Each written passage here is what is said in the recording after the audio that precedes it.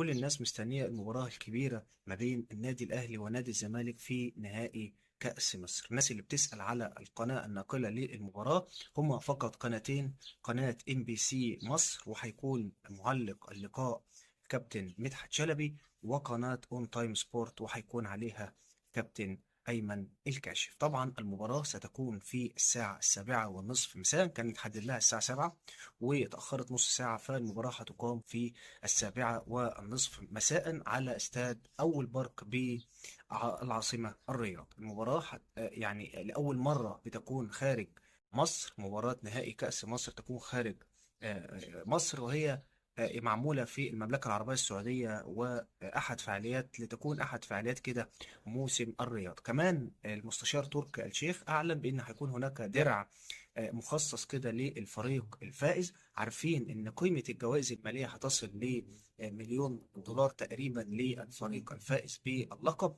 وهيكون هناك كمان جائزة خاصة لأحسن لاعب في المباراة أو مان أوف ذا ماتش زي ما بيقولوا، وهتكون قيمتها 50,000 دولار. كل التمنيات بقى إن المباراة تخرج وتليق بالكرة المصرية. الروح الرياضية هي أهم شيء ما بين اللاعبين، أيضا الروح الرياضية ما بين جمهور النادي الأهلي وجمهور نادي الزمالك. شفنا في الفترة اللي فاتت هناك حالة يعني من الود ما بين مجلس إدارة النادي الأهلي وزيارته وتقبله لدعوة نادي الزمالك، فنتمنى أن تسود الروح الرياضية ما بين اللاعبين وما بين الجماهير وبعضها، عشان المباراة تخرج بصورة تليق فعلا بقطبي الكرة المصرية اللي هم بيعتبروا أحد الدربيات الهامة وأحد أفضل وأهم 10 دربيات على مستوى العالم.